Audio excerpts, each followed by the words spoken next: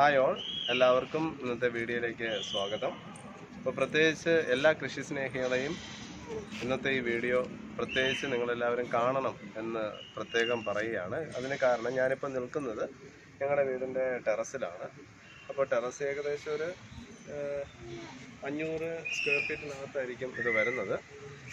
പക്ഷേ അത്രയും നമ്മൾ ചെയ്യുന്നില്ല, കുറച്ച് ഏരിയയിൽ മാത്രമാണ് ഞങ്ങൾ ചെയ്യാനായിട്ട് ഉദ്ദേശിച്ചിട്ടുള്ളത്.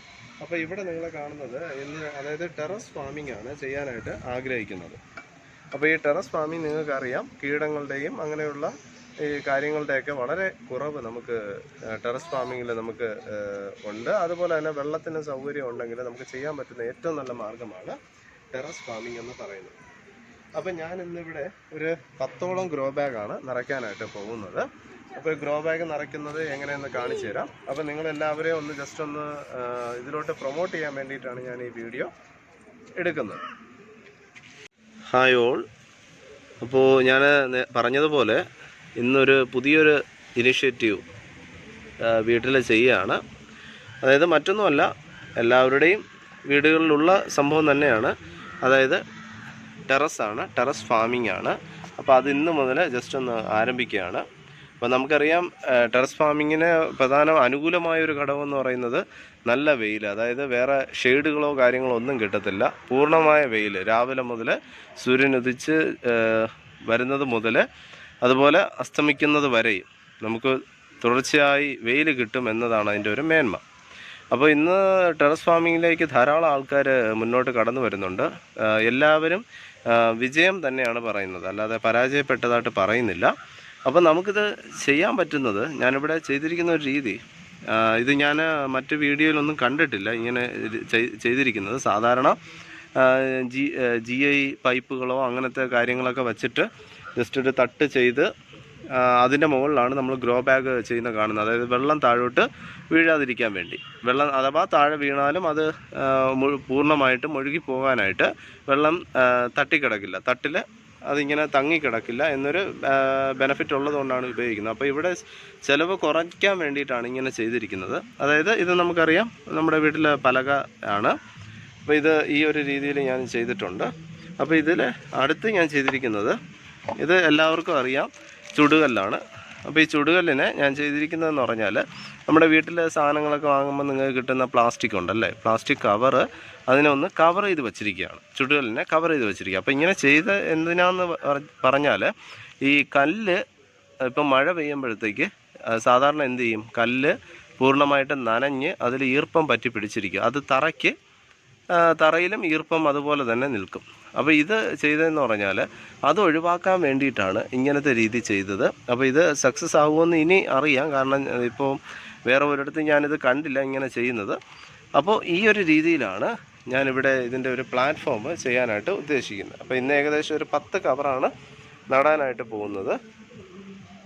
10 കവറിൽ മെയിനായിട്ട് വെണ്ട, അതുപോലെ തന്നെ പടർത്തി വിടുന്ന അല്ലാതെയുള്ള ചീര, വെണ്ട, ഇങ്ങനെയുള്ള വിളകളാണ് ചെയ്യാനായിട്ട് ഉദ്ദേശിക്കുന്നത്.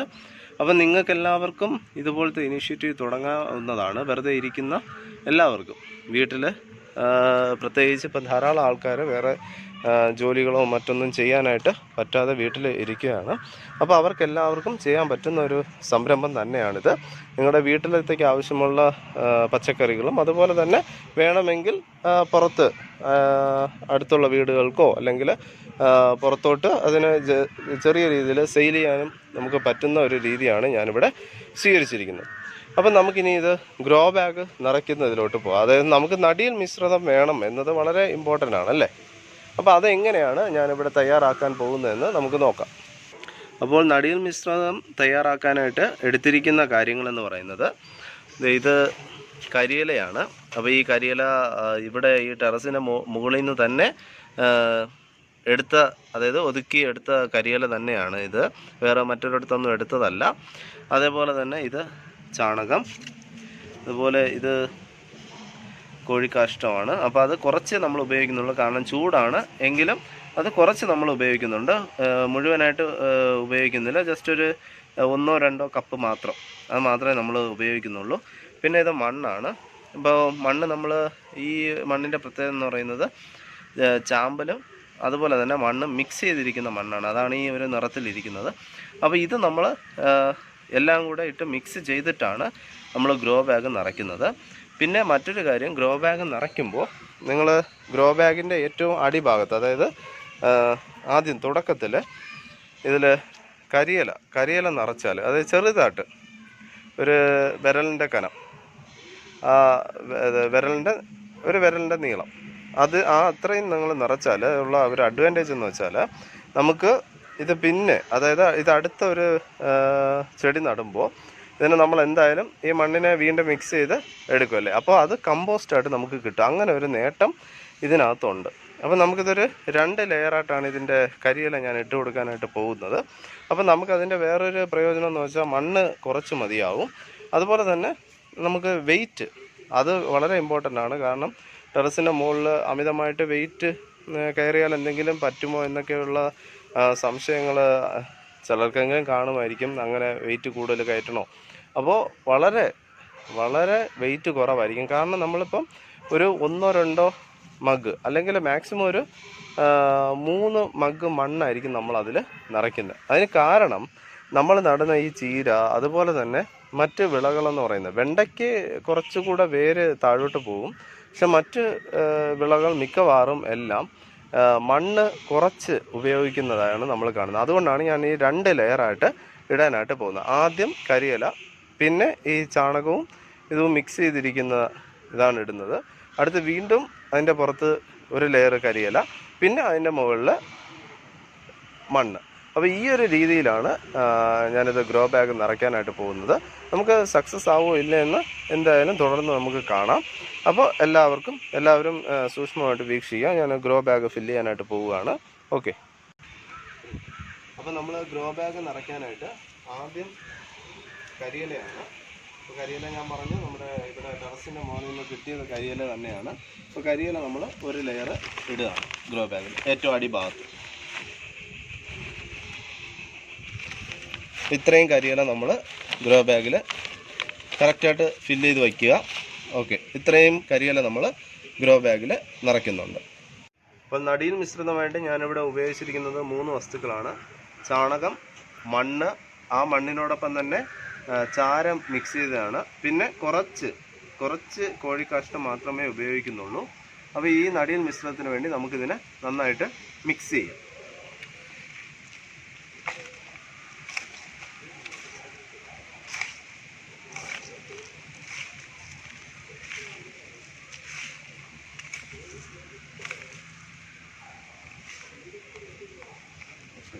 അപ്പോൾ നടിയിൽ മിശ്രിതം തയ്യാറായിട്ടുണ്ട്. അപ്പോൾ നമുക്കിതിനെ ഗ്രോ ബാഗിൽ നിറയ്ക്കാം.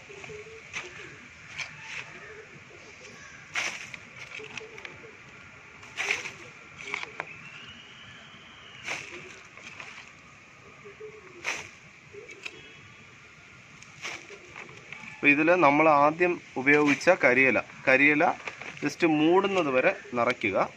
അതിനുശേഷം ഞാൻ പറഞ്ഞു നമുക്കത് അടുത്ത് ചെയ്യേണ്ടതെന്ന് പറഞ്ഞാൽ വീണ്ടും ഒരു ലെയർ കരിയില കൂടെ ഇതിൽ നിക്ഷേപിക്കുക.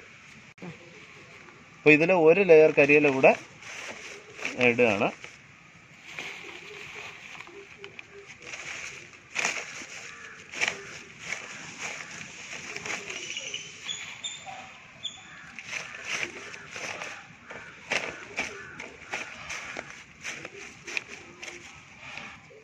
ഇനി തുടർന്ന് വീണ്ടും ഈ കരിയില മൂടുന്നത് വരെ ഇതിനെ നിക്ഷേപിക്കുക. മണ്ണ്, നടിയിൽ മിശ്രിതം മിക്സ് ചെയ്യുക.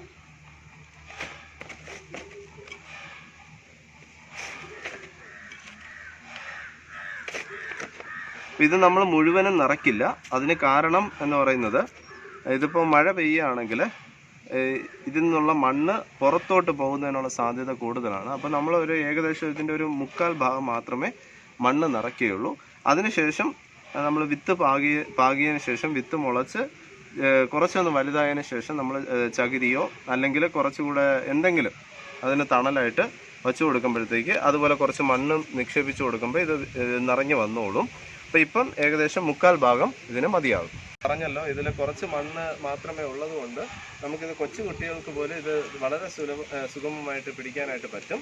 അപ്പോൾ നമുക്കിതിനെ എന്ത് ചെയ്യാം, നമ്മൾ സ്ഥാപിച്ചിട്ടുള്ള ആ സ്ഥലത്ത് കൊണ്ടുപോയി വയ്ക്കാം.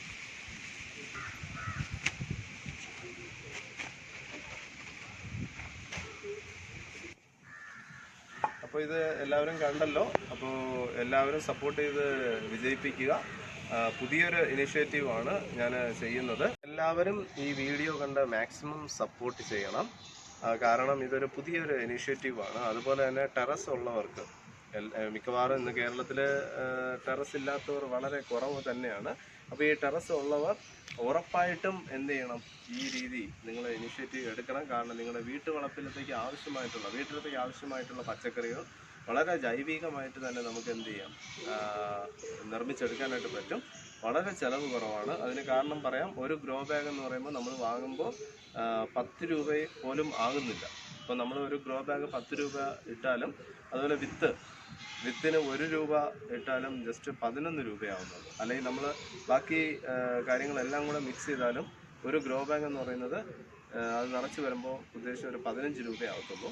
പക്ഷെ നിങ്ങൾക്ക് അതിൽ നിന്ന് വിളവെടുക്കാവുന്നത് നമുക്ക് വീട്ടിലുള്ള എല്ലാവർക്കും വളരെ ഹെൽത്തി ആയിട്ടുള്ള ഫുഡാണ്. കാരണം നമ്മൾ വിഷം ഇട്ട് ചെയ്യുന്ന പച്ചക്കറികൾ വാങ്ങുന്നത് ചിലപ്പോൾ വിലക്കുറവിന് നിങ്ങൾക്ക് കിട്ടുമായിരിക്കും. പക്ഷെ നമുക്ക് വളരെ ആരോഗ്യപരമായിട്ടുള്ള പല പ്രോബ്ലംസും ഉണ്ടാക്കിയെടുക്കും.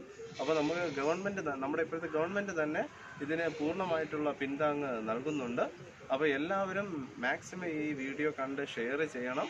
അതുപോലെ തന്നെ നിങ്ങൾ പുതിയ വ്യൂവേഴ്സ് ആണെങ്കിൽ സബ്സ്ക്രൈബ് ചെയ്യാനായിട്ട് മറക്കരുത് ഈ ചാനൽ. അപ്പോൾ തുടർന്നുള്ള വീഡിയോകൾക്കായി കാത്തിരിക്കുക. Thank you.